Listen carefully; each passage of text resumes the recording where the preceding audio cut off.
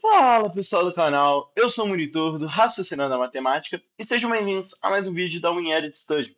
Pessoal, hoje eu trago para vocês o pós-prova de Enem, Matemática e suas tecnologias e Ciências da Natureza e suas tecnologias. Pessoal, eu vim fazer esse vídeo aqui para poder falar um breve comentário sobre essa prova de matemática, principalmente, que é o conteúdo que a gente vai abordando no canal, e também para falar sobre algumas mudanças que a gente vai ter a partir de agora no nosso projeto, tanto de raciocinando a matemática, quanto do canal em Edit Study. Tudo bem? Pessoal, então vamos lá. Primeiro comentário aqui sobre a prova do Enem é: eu queria provar para vocês a partir do momento desse canal que a prova de matemática do Enem não é uma prova que você tem que ser super inteligente em matemática ou que você tem que ter um domínio extremo de matemática. Tem algumas coisas que são bem tranquilas na prova do Enem. Eu quero mostrar para vocês que ela não é um bicho de sete cabeças e que com treino e estudo constante você consegue resolver essa prova. Você percebe que tem muitas questões, pessoal. Por exemplo, se a gente pegar aqui das primeiras questões de matemática, tem questões que são bem tranquilas. Por exemplo, essa daqui. Essa daqui você tem que prestar atenção que a gente quer saber 40% de 90% das pessoas que são internautas. Quando você realiza esse cálculo, o que você vai perceber?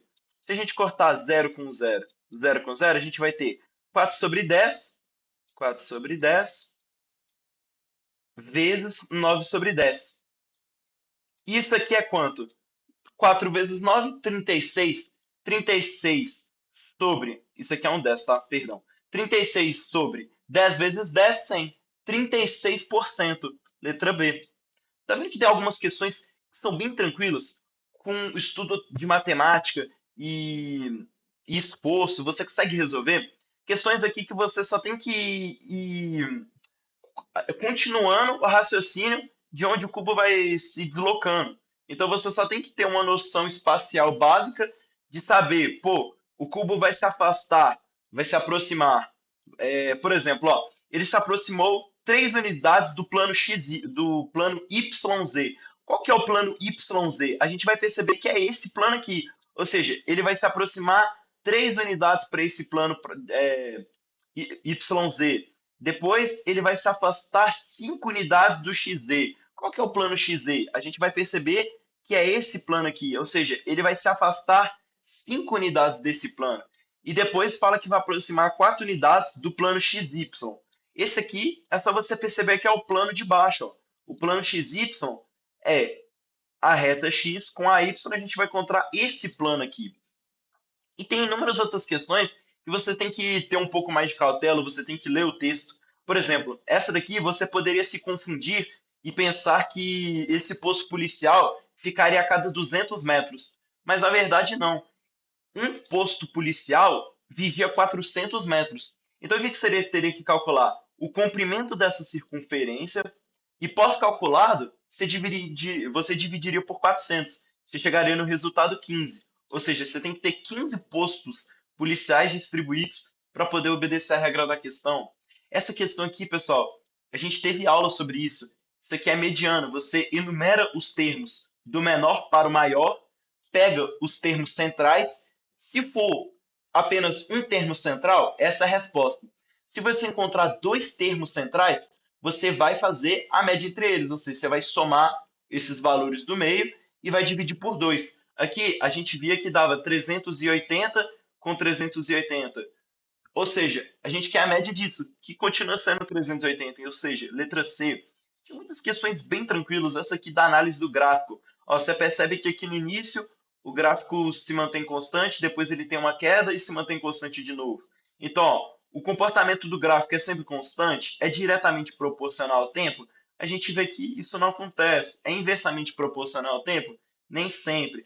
Agora, olha só, ele diminui até o instante T2, ou seja, ele diminui até o instante T2 e depois ele se torna constante? Sim. Tá vendo que algumas questões são questões para você analisar e não só calcular? Questões bem tranquilas de você pegar 10 segundos e subtrair 9,58. Você obtém quanto? 0,42. E assim por diante. Tem muitas questões da prova que de você bater o olho você consegue resolver. Por exemplo, essa daqui de você encontrar os vértices. A questão te dá todas as visões disponíveis para esse poliedro. E aí, o que que você teria que fazer? Simplesmente, calcular, se você contar quantos vértices tem, porque é possível, pelas posições que disponibiliza nessa questão, você encontra o valor de 25 vértices nesse poliedro. Essa questão aqui, você só tinha que ler e interpretar que o primeiro dígito é do andar, que vai de 1 a 4.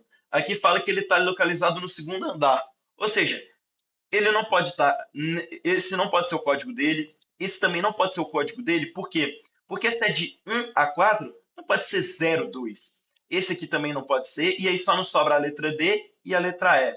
Aí agora resta saber o quê? Os dois próximos dígitos, ou seja, agora vão ocupar dois dígitos. Correspondem ao número do setor da empresa ao qual o visitante se destina. Vai de 01 a 20.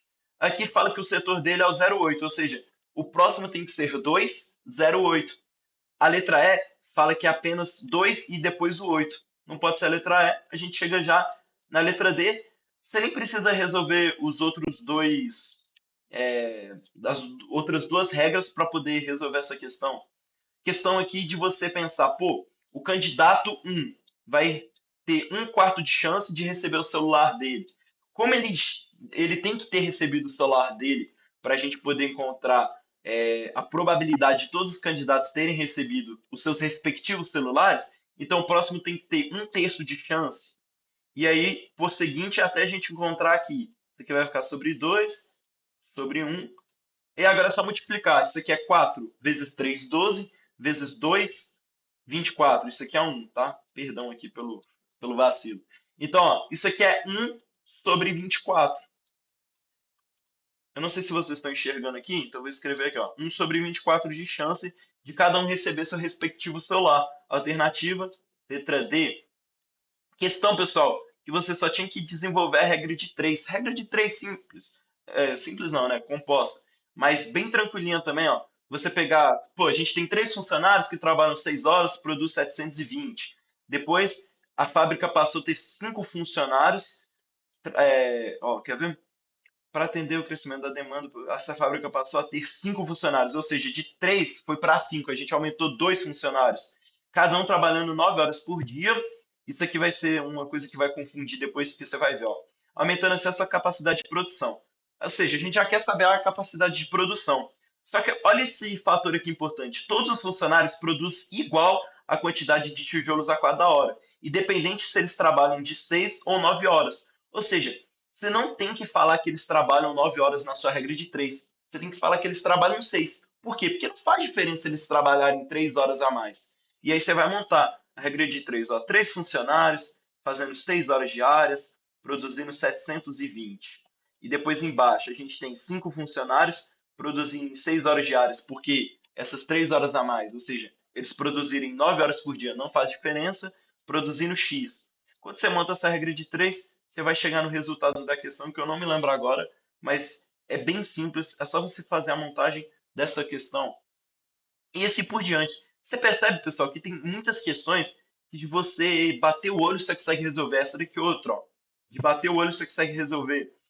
Fala que a gente tem aqui, ó, um estudo desenvolvido com enfermeiros foi verificada a concentração de cortisol salivar em um dia diário, denominado de T, que é em média, ou seja, T é igual 1,59, que a questão está falando, vezes a concentração de cortisol salivar em um dia de folga, denominada por F. Ou seja, o que a gente tem aqui? T é igual a 1,59 vezes F. A gente tem alguma alternativa com isso aqui? A gente percebe que não. Mas se a gente jogar esse F que está aqui multiplicando para esse lado dividindo, a gente vai perceber o quê? Que T sobre F é igual a 1,59. E a gente tem essa alternativa aqui. T sobre F igual a 1,59. E assim por diante, ó. Essa daqui, a gente tem 10 casais. 10 casais significa que a gente tem 20 pessoas. A gente também fala que a gente quer 3 cargos diferentes e, para maior representatividade, decidiu que uma pessoa, no máximo, por casal, vai ocupar esse cargo. Ou seja, a gente escolheu uma pessoa do casal, o próximo casal, a gente vai ter que escolher outra pessoa. Só que automaticamente, se a gente já escolheu uma pessoa daquele primeiro casal, ele não pode ser considerado novamente. Ou seja, a gente tem aqui, ó, quantas diretorias podem ser substituídas por esses 10 casais? Vai ser esse aqui? A gente está considerando que todos a gente está considerando por casais e não por pessoas. Então não poderia ser essa alternativa. A gente vai ver que a letra B, e eu já vou explicar por quê. A letra C poderia ser? Não, porque a partir do momento que a gente escolhe uma pessoa do 20º casal, no 19º, a gente não poderia ter o 19º, porque ainda é como que a gente estivesse considerando aquela pessoa que sobrou do 20º. E não pode isso, porque é no máximo uma pessoa por casal. Então não pode ser essa, não pode ser essa e não pode ser essa.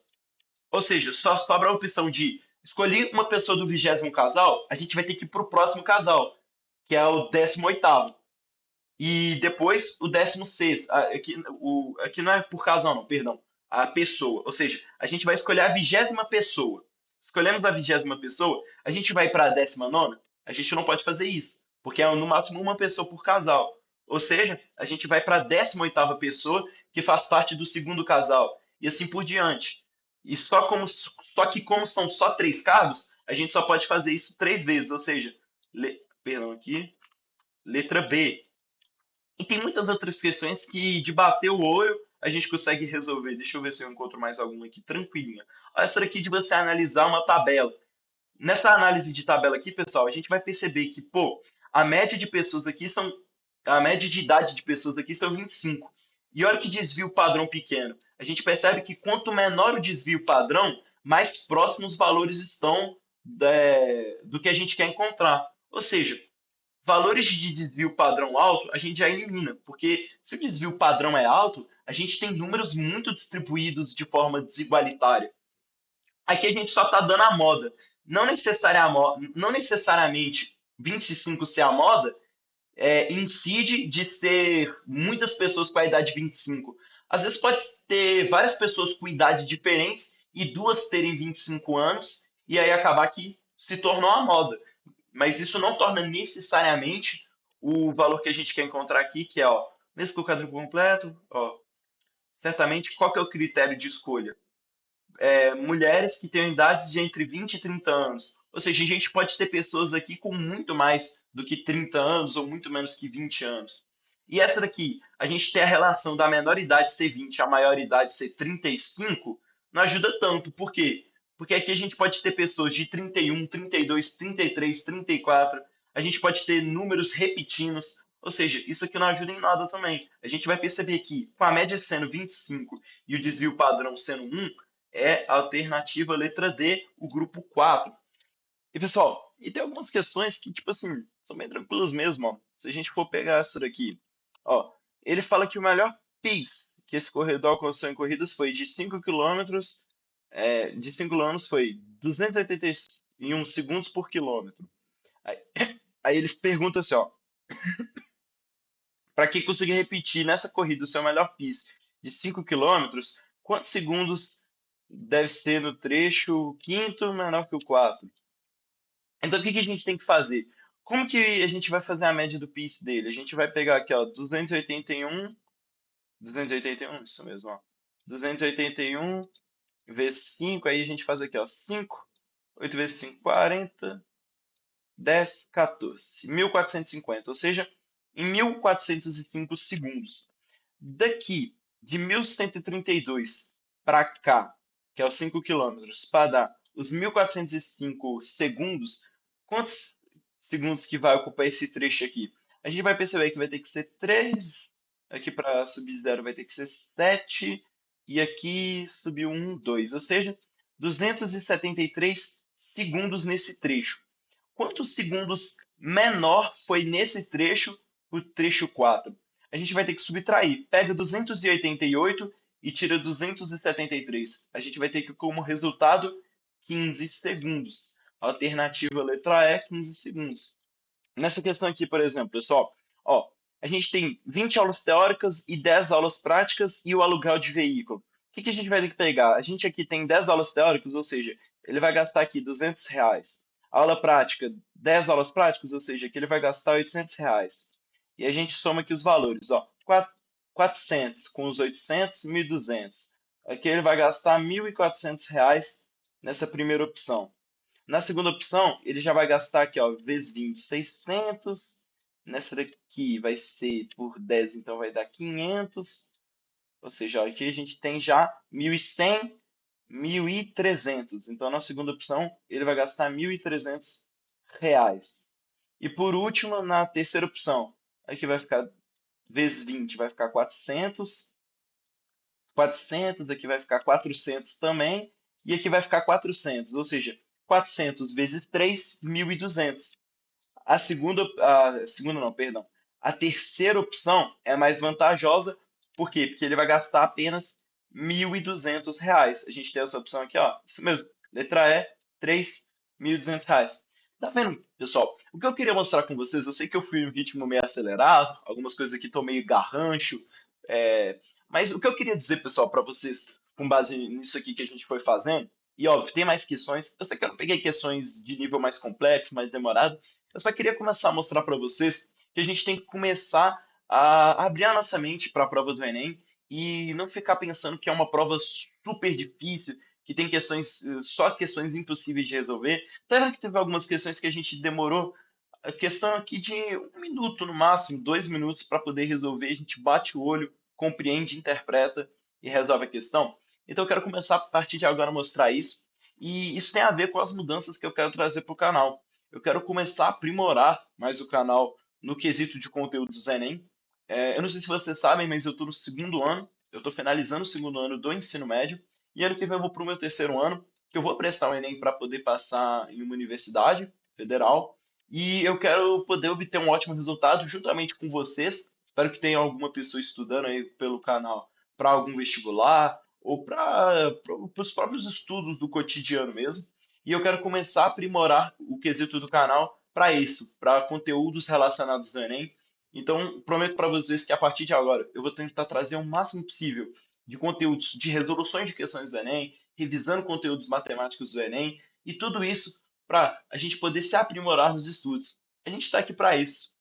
Pessoal, a nossa aula de hoje foi essa. Espero que vocês tenham gostado. Caso vocês tenham gostado, se inscrevam no nosso canal, deixem um like e não se esqueça, pessoal, acesse o nosso site winedstudy.com. Aqui você vai poder encontrar módulos e livros, livros de aprendizados para a vida, cadernos de questões, provas e simulados, os gabaritos e resoluções, tudo de forma gratuita para você poder se aprimorar nos estudos. A gente está aqui para isso. Valeu, falou e fui!